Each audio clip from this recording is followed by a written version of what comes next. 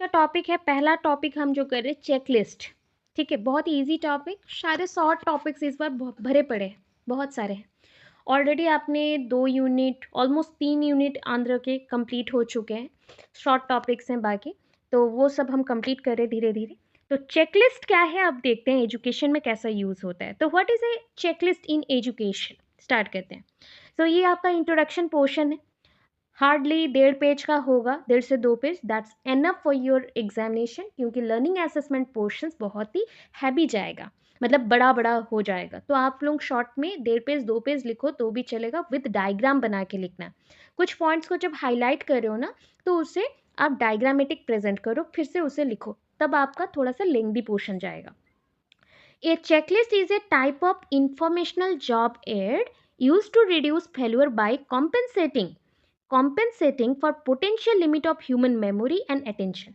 ये इतना हार्ड लग रहा है ना वर्ड्स, बहुत इजी है। देखो, आप लोग कभी मार्केट जाते हो तो लिस्ट बना के ले जाते हो, और वहाँ पे जाके चेक करते हो ना कि क्या मैंने ये सब्जी लिया, ये सामान लिया, और ये किताबें मुझे परचेस करने थे, ये मैंने खरीद लिया। तो हम जो बोलते हैं ना कि पूरा लिस्ट बना के उसे अटेंटिवली, जब ह्यूमन मेमोरी के लिमिट से बाहर जाए, रिमेंबर ना होता हो, देखो, by compensating for potential limits of human memory. Human memory में वो कंट्रोल नहीं हो सकता है कि कितने चीज़ें लाने हैं। जब 10 चीज़ें लाने हैं तो आप एक आध छोड़ के आ जाते हो, राइट। तो उस चीज़ को रिमेंबर करने के लिए और अटेंशन देने के लिए, क्योंकि हम फेल्यूर हो जाते हैं कभी कभी, तो उसके लिए ज़्यादातर यूज़ होता है चेकलिस्ट। तो चेकलिस्ट एक इंफॉर्मेशनल जॉब एड है, जिसको हम ऐसे एक पेज में लिख सकते हैं। यहाँ पे जैसे मटेरियल्स के नाम लिख दिया गया और जो भी कंपोनेंट्स हैं, और यहाँ पे आपको बॉक्स बना लेने हैं, कौन से हमने परचेस किया, कौन से खरीदा, कौन सा यूज़ किया, उसके लिए क्रॉस एंड टिक करने के लिए, क्रॉस एंड टिक करने के लिए, क्रॉस एंड टिक करने के लिए। आप चाहो तो चेकलिस्ट एक एग्जाम्पल बना के वहाँ पे दिखा सकते हो। सपोज आपने जैसे एग्जाम्पल बनाया कि when we go to the outside, और for a field trip, for a class exhibition etcetera, we need this material, so that huge amount of items are there, so we have to remember through the checklist। हमें इसको checklist के through remember करना है। तो checklist बनाया और checklist में सारे मटेरियल का नाम हमने लिख दिया। लिखने के बाद साइड में लिया कि यस मैंने बुक लिया है, मैंने ये वाला बुक नहीं लिया, क्रॉस कर दिया, मैंने ये चीज़ परचेस कर लिया, आपने ऐसे बना लेना है। तो ये एक क्या है, ह्यूमन का पोटेंशियल लिमिट से जब बाहर मेमोरी चला जाए और हम उसको अटेंशन ना दे सके, तो अटेंटिव होने के लिए, कोई चीज़ों को गलतियों से बचाने के लिए हम चेकलिस्ट का यूज़ करते हैं। ठीक है, it helps to ensure consisting and completeness in carrying out a task. ये आपको हेल्प करता है किसमें, कॉन्सिस्टिंग, किसी चीज़ को याद करने के लिए और अपने माइंड में रखने के लिए, and completeness in carrying out a task. एक टास्क में कौन से चीज़ें चाहिए, सपोज मैं चीज़ों को भूल जा रही हूँ, तो उन चीज़ों को रिमेंबर करने के लिए और कंप्लीट करने के लिए टास्क को पूरा विदाउट एनी फेल्यूर और विदाउट एनी गलती, ठीक है, तो हम उसको अगर करें, इसको हम चेकलिस्ट बोलेंगे। A basic example is to do list, इसको हम टू डू लिस्ट भी बोलते हैं। टू डू लिस्ट जानते हो, और बकेट लिस्ट बोला जाता है। कभी बकेट लिस्ट सुना है, bucket list, to do list, ये सुना है। तो टू डू लिस्ट क्या होता है, मेरे लाइफ में मेरा कुछ अप्रोचेस हैं, इतना बड़ा बड़ा लाइन है कि मुझे रिमेंबर नहीं हो रहा है, चलो एक के बाद एक लिखना है कि मुझे इधर घूमने जाना है, मुझे ये कपड़े चाहिए, मुझे ये खाना खाना है, तो मैंने सब कुछ बना के लिस्ट में रख लिया। ठीक है, उसको धीरे धीरे जैसे जैसे वो पूरा होते जाएगा टिक करते जाएंगे। ठीक है, दैट इज कॉल्ड चेकलिस्ट और टू डू लिस्ट, मतलब जो हमें करना है, टू डू लिस्ट, और इसको बकेट लिस्ट भी बोलते हैं। ठीक है, ये more advance checklist which lays out task to be done according to time of a day और other factors. More advance checklist क्या है, जो टास्क टू बी डन है, एक दिन में हमें कितने काम करने रहते हैं, कभी कभी हम काम को भूल जाते हैं, कौन सा काम कौन से समय पे करना है, किससे मिलने जाना है, सब भूल जाते हैं। तो उसका एक लिस्ट बना के हमने रात में ही रख लिया कि कल मॉर्निंग में उठते ही मुझे 6 बजे ये काम करना है, 7 बजे मुझे खाना बनाना है, 8 बजे मुझे स्कूल जाना है, इधर से स्कूल से आके फिर ट्यूशन्स करने हैं, ऐसा ऐसा सब मैंने पूरा प्लानिंग बना लिया। और उसके साथ अंदर बीच में कोई आया, कोई फैक्टर हैम्पर किया, कहीं पे पैसे का प्रॉब्लम हुआ, वो सब भी प्रेजेंट रहेगा। The checklist consist of a list of items, ठीक है, इसमें लिस्ट ऑफ आइटम्स रहते हैं with a place to check. Place to check मतलब बॉक्स रहेगा जहां पे आप करेक्शन और क्रॉस कर सके, और टू मार्क येस और नो, ठीक है, मार्क करना है येस और नो में।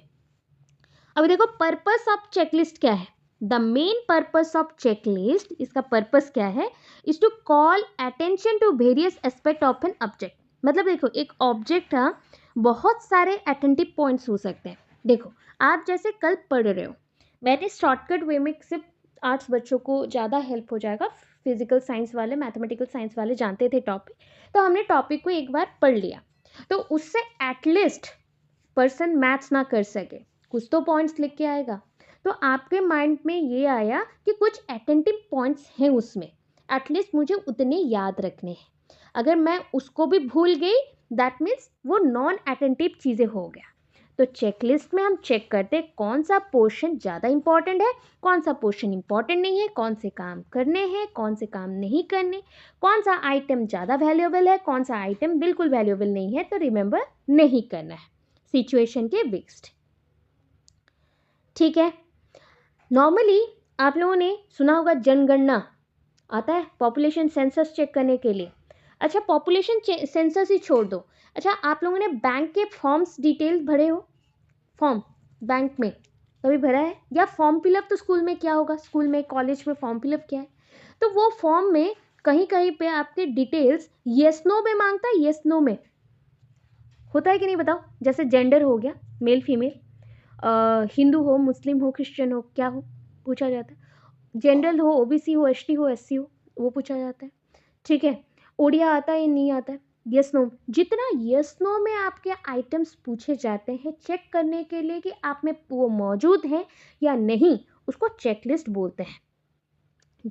मतलब हम अगर जेन्युइनली देखते हैं इंफॉर्मेशन गैदर करने का एक टेक्निक है ये, और इसमें एजुकेशनल सर्वेज बहुत अच्छे से किए जाते हैं। क्या हम इतना क्लियर है, ठीक है। सो यूज ऑफ चेकलिस्ट, अभी यूजर्स देखने पड़ेंगे। Checklist is useful in educational field in the following वे। कुछ एजुकेशनल फील्ड में तो यूज होंगे, किसमें देखो एक एक लाइन वाला पॉइंट दिया है सारा। To collect acts for educational service, देखो ये एक्ट्स मतलब एक्टिविटीज, तो हम collective activities for the educational survey, educational survey के लिए जो भी एक्टिविटीज हैं वो चाहिए।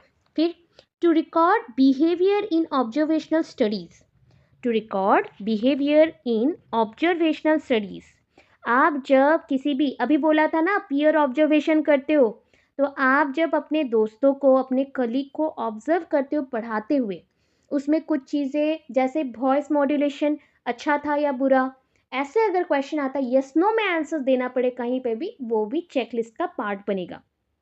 तो हम ऐसे लोगों का बिहेवियर को भी ऑब्जर्वेशनल स्टडीज़ में लेते हैं और उसी को चेकलिस्ट में भी यूज़ करते हैं। To use in educational appraisal, appraisal क्या होता है पता है, आपका रिजल्ट्स, आपका फॉर्म फिलअप और आपके डिटेल्स जानने के लिए जो फॉर्म बनाए जाते हैं येस नो के फॉर्मेट में, वो होता है आपका अप्राइजल। और studies of school building, school building में जैसे इंस्पेक्शन करने के लिए आए हैं, सो कितना बिल्डिंग है, कितने रूम्स हैं, कितना हॉल है, कौन से रूम में कितने बेंचेस हैं, तो वो हम जो डाटा कलेक्ट करके ले जा रहे हैं, या प्रॉपर्टी का हो गया, प्लानिंग का हो गया, टेक्स्ट बुक का हो गया, इंस्ट्रक्शनल प्रोसीजर का हो गया, या आउटकम्स रिजल्ट्स का हो गया, तो इसे हम चेकलिस्ट बना सकते हैं इतने सारी चीज़ों में। टू रेट द पर्सनालिटी, किसी भी पर्सन के एबिलिटी को चेक करो चेकलिस्ट के नाते, आपका कोई एक स्टैंडर्ड आइटम्स बनाओ, एक पर्सन में हाइट इतना होना चाहिए, वेट इतना होना चाहिए, एक इंसान में पर्सनालिटी के अकॉर्डिंग बहुत ज़्यादा कॉन्फिडेंस होना चाहिए, ओवर कॉन्फिडेंस नहीं होना चाहिए, कॉन्फिडेंट होना चाहिए, क्लास में जब प्रेजेंट करे तो वेल मॉड्यूलेशन के साथ प्रेजेंट करे, स्ट्रेस इंटोनेशन होना चाहिए, तो ये जो चाहिए yes no yes no yes no में करते हैं, और उसके साथ कहीं कहीं पे पॉइंट पे भी डन, नो और वेल, प्रॉपरली, कंप्लीटेड, ऐसे वर्ड से हम कंप्लीट करते हैं, तो इससे हम आप बोल सकते हैं चेकलिस्ट। सो किसी के पर्सनालिटी को जज करने के लिए कर सकते हैं। देखो, अभी checklist to know the interest of this subject also. अभी कुछ चेकलिस्ट का नाम बोल रही हूँ। Kuder's interest inventory and Strong's interest blank, ये दोनों आपके चेकलिस्ट हैं। Kuder's interest inventory and Strong's interest blank, ये दोनों चेकलिस्ट का नाम है। अभी देखो, जब चेकलिस्ट बनाते हो, कंस्ट्रक्ट करते हो, how to make a checklist और how to construct a checklist, उसके लिए क्या क्या हिंट चाहिए। पहला तो चीज़ है, आपको क्या क्या चाहिए एक चेकलिस्ट बनाने के लिए।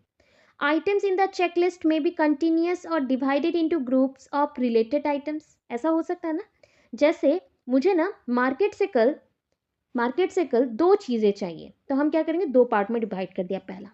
पहला है वेजिटेबल्स भी चाहिए, फिर है फ्रूट्स भी चाहिए। ठीक है, वेजिटेबल्स में क्या क्या चाहिए मेंशन किया, फ्रूट्स में क्या क्या चाहिए मेंशन किया, कितने चाहिए और कितना प्रेजेंट है घर पे, ये स्नो का एक टेबल बनाया, और ये हो गया हमारा चेकलिस्ट। तो हो सकता है कि चेकलिस्ट कंटिन्यूअस फॉर्म में हो, यहाँ पे वेजिटेबल फ्रूट ना लिख के एक साथ सब कुछ लिख दे, या फिर डिवाइड करके ग्रुप्स में हम रिलेटेड आइटम्स को एक जगह रख सकते हैं। Item should be arranged in categories, item जो भी है उसको हम अरेंज करेंगे कैटेगरीज में, and the categories in a logical और साइकोलॉजिकल ऑर्डर, और जो भी कैटेगरीज हैं उसको हम तर्क शास्त्र के हिसाब से, मतलब तर्क जैसा जुड़ सके और कोई मतलब एक आइटम से दूसरा आइटम जुड़ सके, इसको देखते हुए ही हम बनाएंगे। लॉजिकल, साइकोलॉजिकल मतलब आप जितना समझ रहे हो, आपके दिमाग के अनुसार आपको जो नीड है उस हिसाब से भी आप चेकलिस्ट बना सकते हैं अपने पॉइंट ऑफ व्यू को लिखते हुए। ठीक है, terms used in the item should be clearly defined, यहाँ पे जितने भी टर्म्स यूज होंगे in the item should be clearly defined, उसको अच्छे से डिफाइन करके लिखो, जैसे पता चले कौन सा आइटम किसके अंदर है। Checklist should be continuous and comprehensive in nature, मतलब व्यापक आकार में भी यूज हो सकता है, मैंने बोला ना एजुकेशनल सर्वे वैसा। देखो, और एक चीज़ बोलते हैं पायलट स्टडी। अभी पायलट स्टडी क्या होता है पता है, जब हम डिटेल्ड पढ़ाई करते हैं। क्या एक बच्चा पढ़ रहा है, उसका एज कितना है, वो कौन से क्लास में पढ़ रहा है, कौन सा सब्जेक्ट पढ़ रहा है, किस में उसका इंटरेस्ट है, कितने आइटम्स के साथ पढ़ रहा है, कौन से बुक को फॉलो कर रहा है, इसको हम जब डिटेल्ड स्टडी करते हैं इसको पायलट स्टडी बोलते हैं। ठीक है, checklist can be constructed in 4 different ways bye arranging item differently. Checklist को आप 4 प्रकार में बना सकते हो, उसका नाम नहीं लिखा जाता क्योंकि अपने अकॉर्डिंग चार मतलब टाइप्स बनते हैं वो, क्योंकि अरेंजमेंट आप किस हिसाब से करो। एक में आपने क्या किया, कंटिन्यूअस वे में लिखा, एक में आपने क्या किया, 2 कैटेगरी बनाया, दूसरे में आपने 3 या 4 कैटेगरी बनाया, कुछ में आपने येस नो में आंसर लिखा, कुछ में आपने टिक करके लिखा। तो इसके अकॉर्डिंग 4 टाइप्स के चेकलिस्ट बन सकते हैं। मेरिट्स ऑफ चेकलिस्ट यहाँ से देखना, तो मेरिट्स क्या है, student can measure their own behaviour with the help of checklist. देखो, एक बच्चा खुद को सेल्फ असेसमेंट करना चाहता है तो चेकलिस्ट बना सकते हैं कि एक आइडियल स्टूडेंट्स में क्या क्या होने चाहिए गुण, और उस गुण के अकॉर्डिंग क्या मुझ में प्रेजेंट है, जो प्रेजेंट है उसको मैंने टिक किया, जो प्रेजेंट नहीं है उसको मैंने क्रॉस किया। तो इसको बोलते हैं कि बच्चा खुद को भी चेक कर सकता है, क्या मैं इतना पढ़ाई कर रहा हूँ, क्या मेरा पूरा पोर्शन सिलेबस कंप्लीटेड है, जो कि आप अपने एग्ज़ाम से पहले पहले करते हैं कि मैं किस दिन क्या पढ़ूंगा, कौन सा सब्जेक्ट पढ़ूंगा, कितना अमाउंट का पढ़ूंगा, क्या मेरे पास नोट्स हैं, क्या मुझे मैम को पूछना है। तो ये मैंने पूरा लिस्ट बनाया, तो इससे समझो वो भी एक सेल्फ असेसमेंट प्रोसेस होता है, सेल्फ असेसमेंट प्रोसेस होता है जिससे आप खुद को ही जज कर सकते हैं। ठीक है, आपके बिहेवियर को चेक कर सकते हैं। चेकलिस्ट बहुत इजी है as compare to rubrics, as compare to portfolio. Checklist बहुत इजी होता है, मैंने तो एक ही पॉइंट पे समझा है कि हम मार्केट जाते हैं, सामान का लिस्ट पकड़ के ले जाओ, जो खरीदा टिक करते चलो, यही चेकलिस्ट है। उसे एजुकेशन सर्वे में यूज़ करो, या फिर फील्ड ट्रिप जा रहे बच्चे उसमें क्या आइडियाज़ लिए चेक करो, या बच्चे खुद को जज करें उसमें चेक करो, आप कर सकते हो। ये इजी होता है, simple to use and frame the tools, इसके लिए जो भी टूल्स हैं नियम है सब इजी होते हैं। Wanted and unwanted behaviour can be included. यहाँ पे अगर बिहेवियर जज कर रहे हो किसी का तो दो टाइप में कर सकते हैं, एक होता है वांटेड, एक होता है अनवांटेड। मुझे जो चाहिए, मुझे जो नहीं चाहिए, मुझे जिस प्रकार के बिहेवियर चाहिए, जिस प्रकार का बिहेवियर नहीं चाहिए, उसके अकॉर्डिंग बन सकता है। Personal social development can be check. यहाँ पे हम पर्सन का सोशल डेवलपमेंट, समाज में उसका विकास कैसा हो रहा है, वो भी चेक कर सकते हैं। लिमिटेशंस देखो, मतलब क्या डिमेरिट्स रही है। ओनली द प्रेजेंस और absence of ability can be tested. यहाँ पे हम बच्चों का प्रेजेंस, क्या प्रेजेंट है क्या एब्सेंट है, ये चेक कर सकते हैं। येस और नो टाइप जजमेंट हो सकता है, मैंने ये 3 बार 4 बार बोल दिया। How much can not be tested through the checklist. ये समझो, ये लाइन समझो, अमाउंट नहीं दे सकते कि 60% लाए हो, 70% लाए हो, ये नहीं, बस येस नो में चेक कर सकते हो। डन, कंप्लीटेड, नॉट डन, ऐसा ही लिख सकते हो। या फिर बिहेवियर को क्वांटिफाई नहीं कर सकते, क्वालिटेटिवली कर सकते हो। यस, बोलिए। एडवांटेज क्या है? Quick and easy to implement. कहीं पे भी आप स्टार्ट कर सकते हो, क्विकली हो जाएगा, इजी है बहुत और जल्दी से स्टार्ट भी हो जाएगा। Provide specific information about specific objective. Specific चीज़ों के लिए स्पेसिफिक, मतलब जो चीज़ें डिटेल्ड नहीं चाहिए तो वहाँ पे डिटेल्ड इंफॉर्मेशन नहीं निकालो। यस नो में चाहिए तो यस नो में ही वो आंसर दे देगा। Can point towards a trend, how and when skills have been acquired by the student as well as a group of student. ये जानने के लिए, जांचने के लिए कि कब बच्चे कुछ नहीं जानने से बहुत कुछ जानने लगते हैं, ये भी चेक किया जा सकता है। कैसे बच्चे और कब बच्चे कौन से टाइम पे किस प्रकार से स्किल्स को ग्रहण करते हैं, अकेले हो या ग्रुप में हो, उसे हम जांच सकते हैं। ठीक है, नेक्स्ट टॉपिक चल रहे हैं। चेकलिस्ट के बाद ये आपके कुरुक्षेत्र बच्चों का यूनिट 4 का लास्ट टॉपिक है, देख लेना। और नागार्जुना बच्चे का यूनिट 4 का है लास्ट टॉपिक, देख लेना। वाईवीयू का भी सेम, ठीक है, यूनिट 5 पे नहीं है। चलो, using feedback for reporting to different stakeholder. अभी देखो, कभी कभी बच्चों को जब पढ़ाते हो ना, तो क्या होता है, जो भी डाउट्स होते हैं बच्चों के साथ डिस्कस करते हो, पेरेंट्स के साथ डिस्कस करते हो, एंड दूसरे टीचर्स के साथ भी हम डिस्कस करते हैं। कभी कभी और ज़रूरत पड़ा तो एडमिनिस्ट्रेटिव सेक्शन के साथ भी डिस्कस किया जाता है। तो हम बोलना चाहते हैं कि एक एजुकेशन सिस्टम प्रॉपरली चलने के लिए कितने स्टेक होल्डर और इम्पॉर्टेंट पर्सन्स हैं। तो हो गए स्टूडेंट, टीचर एंड पेरेंट्स, 3 हैं, ठीक है। उसे छोड़ के अगर देखा जाए, सो टीचर को छोड़ के बाकी स्कूल में भी जितने चीज़ें हैं, जैसे एडमिनिस्ट्रेटर हैं, स्टाफ स्टूडेंट्स हैं, कम्युनिटी मेंबर्स हैं, बोर्ड मेंबर्स हैं, these are also stakeholders, ठीक है। बट इंपॉर्टेंट रोल पे किसी ने अगर आपको पूछा कि 3 ऐसे नाम बोले जो कि बहुत ही नेसेसरी है, विदाउट दिस ये फीडबैक मैकेनिज्म काम नहीं करेगा, फीडबैक नहीं पॉसिबल है, वो है आपके student, teacher and school, sorry, student, teacher and parent, ठीक है। स्कूल उसके बाद आएगा। अब चलो आगे। तो आपको पॉइंट वाइज ये क्वेश्चन दिया जाएगा, क्वेश्चन के आंसर्स दिए जाएंगे, पॉइंट वाइज ही लिखना। ये फर्स्ट, ठीक है। जब देखो सारे पॉइंट्स बड़े बड़े हो रहे हैं तो उसको एरो मार्क करके छोटे छोटे करके लिखना, ठीक है, तो स्पेशियस होगा।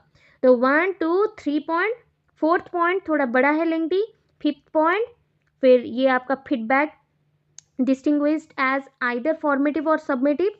फॉर्मेटिव एंड सबमिटिव को यहाँ पे पूरा लिखोगे, जो पढ़ चुके हो, इससे आपको हेल्प मिल जाएगा। Why is feedback so important? Feedback क्यों इतना ज़्यादा इंपॉर्टेंट है वो लिखोगे, बस कंप्लीट होगा। फीडबैक जैसे पेरेंट के लिए कितना इंपॉर्टेंट है वो लिखना है। फीडबैक जो आपका एडमिनिस्ट्रेटर्स के लिए, उसके लिए कितना इंपॉर्टेंट है वो लिखना है। फीडबैक का रोल आपको लिखना है पूरा, ठीक है। Feedback is important in learning assessment portion, उसी को हम मेंशन कर रहे हैं। चलो स्टार्टिंग चलते हैं। पहला स्टार्ट, हम स्टेक होल्डर का मतलब क्या समझेंगे। तो what do you mean by stakeholder? Stakeholder का मतलब क्या है? अच्छा, आपके घर का स्टेक होल्डर बोलूँ? स्टेक होल्डर मतलब इंपॉर्टेंट पर्सन, और मुरबी बोलते हैं, मतलब जो हेड में है, हेड, इंपॉर्टेंट पर्सन, हेडर है। जैसे आपके हो गए पिताजी, पापा, फिर मम्मी, फिर अगर आपका बड़ा भाई बहन है कोई, या फिर आप हैं बड़े तो आप आएंगे, ठीक है, समझा। स्कूल के लिए वैसे ही बोले, सबसे इंपॉर्टेंट चीज़, पहले आएंगे स्टूडेंट, उसके बाद आएंगे टीचर, और स्टूडेंट के लिए पेरेंट्स भी आएंगे, तो पेरेंट्स भी इम्पॉर्टेंट हो गया। बट नॉर्मल अगर स्टेक होल्डर बोला जाए कि इंपॉर्टेंट वर्ड यूज़ ना करके, तो स्टेक होल्डर सब हो सकते हैं, मतलब जो भी स्कूल से, एजुकेशन सिस्टम से जुड़ा हुआ है। अब देखो, ये stakeholder is anyone who is involve in the welfare and success of a school. Stakeholder कोई भी हो सकता है जो कि स्कूल के सक्सेस के लिए उसके साथ जुड़ा हुआ हो और स्कूल के उन्नति के लिए काम करता हो। कौन कौन हो सकता है? इट्स स्टूडेंट, इंक्लूडिंग स्टूडेंट के साथ और क्या होगा? स्टूडेंट तो सबसे इंपॉर्टेंट, एडमिनिस्ट्रेटर्स हो सकते हैं, टीचर्स हो सकते हैं, स्टाफ स्टूडेंट हो सकता है, स्टाफ टीचर हो सकते हैं, पेरेंट्स हो सकते हैं, कम्युनिटी मेंबर हो सकते हैं, school board member, city councillor जो चेक करने के लिए बार बार आते हैं, एंड स्टेट रिप्रेजेंटेटिव जो स्टेट में स्कूल्स को ओपन करवाए थे और स्कूल को चलाने के लिए फंडिंग प्रोवाइड करते हैं। ठीक है। Second point, in education the term stakeholder, education में जो टर्म यूज करें स्टेक होल्डर, टिपिकली इसको रेफर किया जाता है to anyone who is invested in the welfare and success of school and its student. जो भी टिपिकली इन्वेस्ट कर रहा है बच्चों के डेवलपमेंट के लिए और स्कूल के सक्सेस के लिए, वो उन्हें हम स्टेक होल्डर कहेंगे। जैसे कि आप बोलोगे मैम इन्वेस्टमेंट मतलब बस पैसे का इन्वेस्टमेंट नहीं, अपना दिमाग का इन्वेस्टमेंट भी होगा, मेहनत का इन्वेस्टमेंट भी होगा, और मतलब जैसे बच्चों को सपोर्ट करना, ये भी एक इन्वेस्टमेंट होगा। जो भी कर रहे हैं एक स्कूल के इम्पॉसिबल पॉइंट को पॉसिबल करने के लिए, जैसे सपोर्ट करने के लिए, सक्सेसफुल होने के लिए, तो उन्हें स्टेक होल्डर हम कह सकते हैं। जैसे फिर से ये लाइन मेंशन हुआ, including administrators, teachers, staff member, student, parent, families, community member, local business leader जो कि आपको फंड प्रोवाइड कर सकते हैं, इलेक्टेड ऑफिशियल्स सच एज जैसे school board members, city councillor, state representative. ठीक है। थर्ड पॉइंट पे आ जाओ। देखो, टीचर क्या करते हैं पहले हम उसे देखेंगे। Teachers continuously use information to plan for learning. Teacher जो है कॉन्टिन्यूअली क्या करेंगे, मतलब कंटिन्यूअसली क्या करेंगे, इंफॉर्मेशन देंगे और लर्निंग का प्लान बनाएंगे, मतलब लेसन प्लान करेंगे, एग्ज़ाम के लिए कैसे बनाना है क्वेश्चन पेपर वो प्लान करेंगे, कैसे बच्चों से फीडबैक लेना है, कैसे बच्चों को फीडबैक देना है, सबमिटिव असेसमेंट कैसे करना है, फॉर्मेटिव असेसमेंट कैसे करना है, हर एक टाइप का चीज़ वो करेंगे। प्लस पोर्टफोलियो बनाएंगे, रिकॉर्ड बनाएंगे, और उसी रिकॉर्ड रिपोर्ट को किसे प्रेजेंट करेंगे? Parents, teacher and other relevant persons के सामने प्रेजेंट करेंगे। ठीक है। अपने पेरेंट्स, जो बच्चों के पेरेंट्स हैं, टीचर्स, जो टीचर्स आपके स्कूल में प्रेजेंट हैं, जो आपके साथ काम कर रहे हैं, और जो रेलिवेंट पर्सन है जैसे कि एडमिनिस्ट्रेटिव सेक्शन से कोई हायर अथॉरिटी मेंबर्स, और कोई ऐसा पर्सन जो फंडिंग प्रोवाइड कर रहा है जैसे मैनेजिंग डायरेक्टर स्कूल का, और हो सकता है कि कोई सपोर्टिंग पर्सन है जो सपोर्ट कर रहा है, तो वो सारे पर्सन के सामने टीचर क्या करेगा? रिपोर्ट प्रोवाइड करेगा। पहला report, reporting feedback to student. तो हम एज ए टीचर किसको रिपोर्ट देंगे? स्टूडेंट्स को देंगे। पहला स्टूडेंट्स को देंगे। So reporting is the process, report मतलब जानते हैं पूरा रिपोर्ट बनाना। ठीक है। डिटेल्ड इंफॉर्मेशन, बच्चों का प्रोग्रेस, बच्चों के रिलेटेड मटेरियल, बच्चों का अचीवमेंट, बच्चों का आगे का प्रोग्रेस और उनका फीडबैक, रिजल्ट्स कैसे आ रहे हैं, किस चीज़ में काम करना है, वो सारा। Reporting is the process of communicating information, information communicate करना है अबाउट स्टूडेंट्स अचीवमेंट, बच्चों के अचीवमेंट का, प्रोग्रेस का जो कि उनको गेनिंग हुआ है असेसमेंट प्रोसेस से, मतलब जैसे कि फॉर्मेटिव असेसमेंट से उनको प्रोग्रेस मिला, जैसे उनका एग्ज़ाम हुआ और उनमें रिजल्ट उन्होंने अच्छा किया, फॉर्मेटिव से उनका कॉन्फिडेंस लेवल बढ़ा, फॉर्मेटिव से उनका कैरेक्टर बिल्ड हुआ, फॉर्मेटिव से उनका डायग्नोस्टिक टेस्ट हुआ, तो उनके इश्यूज़ का पता चला। जो भी रिपोर्ट बना उसको बच्चों को पहले आप इन्फॉर्म करेंगे। The purpose of reporting is to support learning. क्यों हम रिपोर्ट बना रहे हैं? सपोर्ट करने के लिए। किसको? लर्निंग को, टीचिंग को, and by providing feedback to student. कैसे प्रोवाइड करेंगे ना? बच्चों को प्रोवाइड करेंगे रिपोर्ट को, और बच्चों को बताएंगे, इन्फॉर्मेशन देंगे उनके अचीवमेंट के बारे में, एंड ऑल्सो वैल्यूएबल रहेगा टीचर्स के लिए कि सिस्टमैटिकली नेक्स्टली क्या प्लानिंग करना है, कैसे पढ़ाना है, कैसे रिपोर्ट आए। ठीक है। नेक्स्ट पॉइंट यहाँ पे, फीडबैक टू स्टूडेंट। अगर जब स्टूडेंट को हम फीडबैक दे रहे हैं, ये बहुत ही इफ़ेक्टिव स्ट्रैटेजी है, क्योंकि इससे हम बच्चों को लर्निंग प्रमोट कर सकते हैं। बच्चे डरेंगे तो ज़्यादा पढ़ते हैं, बच्चे उनके पॉइंट्स को समझ सके तो ज़्यादा पढ़ेंगे, बच्चे अगर प्रॉब्लम फेस करें उसको सल्यूशन दे दो तो ज़्यादा पढ़ेंगे, ज़्यादा आगे बढ़ेंगे। तो क्लियर कट एक्शंस प्रोवाइड करने के लिए फीडबैक दिया जाता है। टू बी मोस्ट इफेक्टिव, ये बहुत ही इफेक्टिव है। फीडबैक टाइम टू टाइम होना चाहिए, must be in a form that encourages efforts that allows learner to see the progress they are making. So उनका प्रोग्रेस चेक करने के लिए कि कैसे वो प्रोग्रेस करे हर एक टाइम।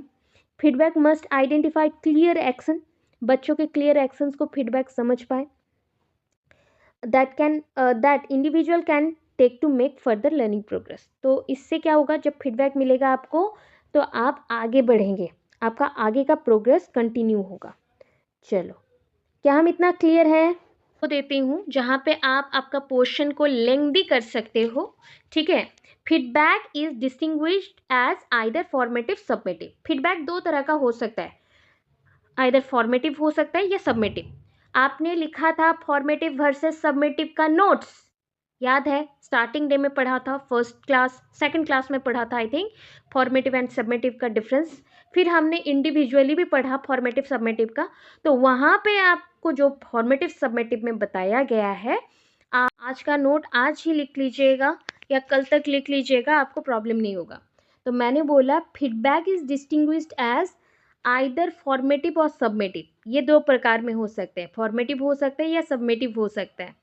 तो फॉर्मेटिव एंड सबमिटिव, सबमिटिव आपका फ्यूचर वर्क को दिखाता है, फॉर्मेटिव आपको हेल्प करता है इम्प्रूव करने के लिए, हेल्प करता है इम्प्रूव करने के लिए। तो मेरे बात मानो, यहाँ पे जो छोटा सा पॉइंट दिया है इससे तो मार्क्स नहीं मिलेंगे अगर लॉन्ग में आ गया। तो आप क्या करोगे, फॉर्मेटिव एंड सबमिटिव का आपको जो मैंने डिफरेंस बताया था, वर्सेस वाला पॉइंट बताया था जो कंपेयर करके, वो आप लिख देना, जो कि फर्स्ट क्लास में हमने पढ़ा हुआ है। एक वीडियो भी पूरा है, फॉर्मेटिव असेसमेंट सबमिटिव असेसमेंट। बस इतना याद रखना, असेसमेंट लिखने के बाद स्लैश करके फीडबैक जरूर लिखना, ठीक है। फॉर्मेटिव असेसमेंट और फीडबैक, सबमिटिव असेसमेंट और फीडबैक, तो ये पोर्शन आपका हो जाएगा। Why is feedback so important? क्यों फीडबैक इतना जरूरी होता है? तो there is little learning without feedback. जब हम पढ़ाई करते हैं ना, तो हम बहुत कॉन्फिडेंट हो जाते हैं कि वी नो एवरीथिंग, हमें लगता है। तो हमें उस चीज़ को क्लैरिफाई करने के लिए, जस्टिफाई करने के लिए हमें फीडबैक इम्पॉर्टेंट है। कहाँ हम गलत हैं, कैसे बातचीत करें, एज ए टीचर हमेशा फीडबैक देना जरूरी होता है। However, there is more learning if the following conditions surround it. अगर हमारा फीडबैक अच्छा रहेगा ना, हमें पता रहेगा, एज ए टीचर भी हमें फीडबैक चाहिए, हम एज ए टीचर फीडबैक देंगे भी, चाहिए भी हमको खुद को, बच्चों से, पेरेंट्स से, और हम भी उनको देंगे। तो इससे क्या होगा, कौन से पॉइंट के वजह से फीडबैक के ऊपर हम काम कर सकेंगे? जैसे feedback can fuel constructive reflection by the learner. Constructive मतलब निर्माणकारी, ये लर्नर को निर्माणकारी एक रिफ्लेक्शन देता है जिससे वो आगे बढ़ सकेगा। Feedback is integral to formative assessment. जो फॉर्मेटिव असेसमेंट में आप नहीं बोलते हो कि छोटा छोटा पॉइंट्स कहाँ पे गलत हो रहा है, कहाँ सही हो रहा है, इम्प्रूवमेंट करने के लिए चेक किया जाता है, तो उसके लिए feedback is so important. Feedback on performance when effective is widely considered to be integral to learning. Feedback on performance, जब परफॉर्मेंस पे आप कोई परफॉर्मेंस परफॉर्म किया, जैसे मैं आपको पढ़ा रही हूँ तो आप मुझे फीडबैक दोगे, मैम हाँ समझ आया, ये पॉइंट नहीं समझ आया और एक बार बता दो, यही मेरे लिए एक फीडबैक है।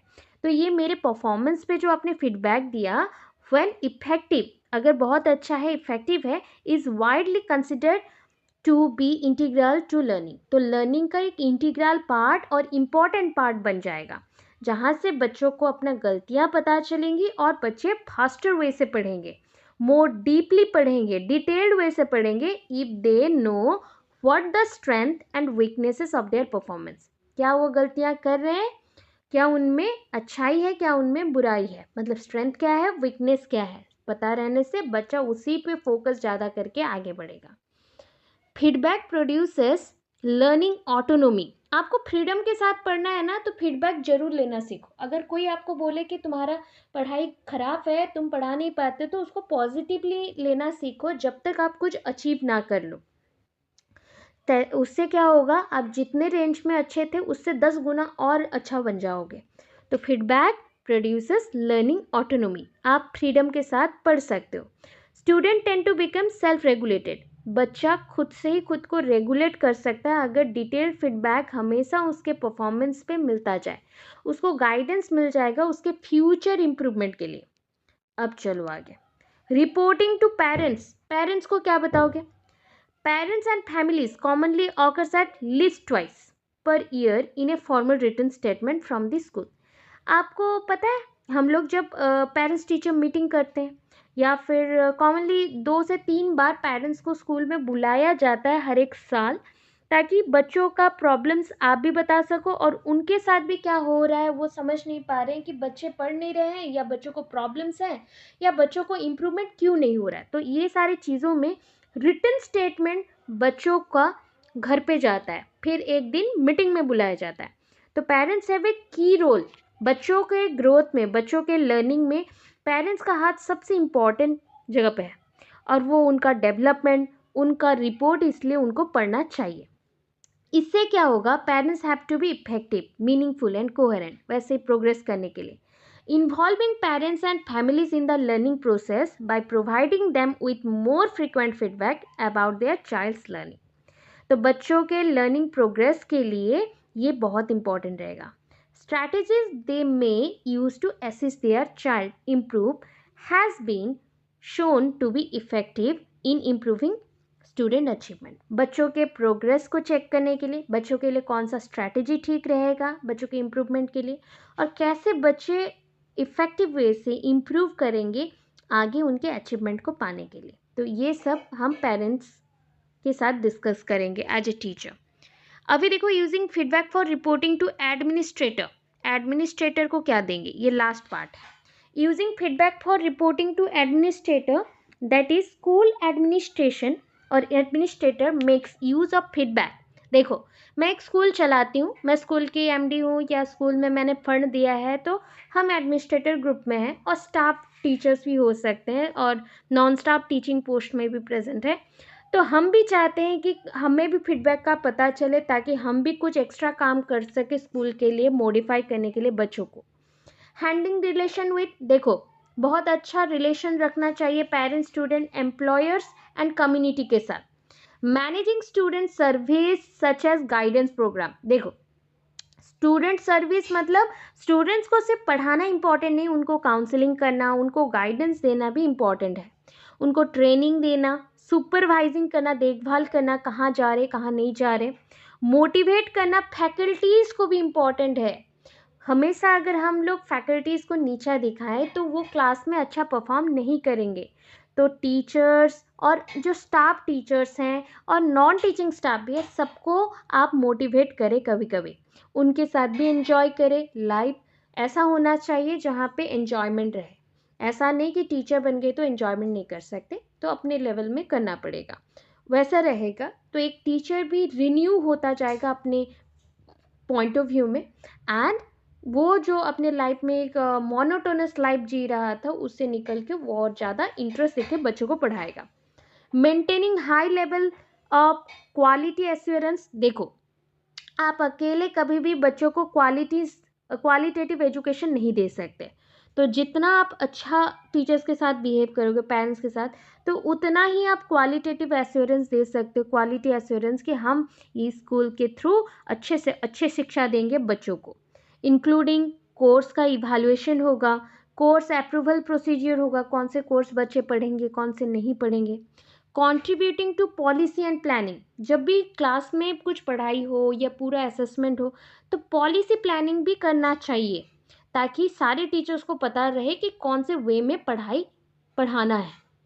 ऑर्गेनाइजिंग एंड फैसिलिटेटिंग ये variety of educational and social activities, देखो बीच बीच में कभी कभी ना जैसे हो गया स्कूल के तरफ से सोशल वर्किंग वाला प्रोग्राम कंडक्ट कराओ, कोई एक जैसे ब्लड डोनेशन कैंप बैठाओ और हेल्थ चेकअप बढ़ाओ।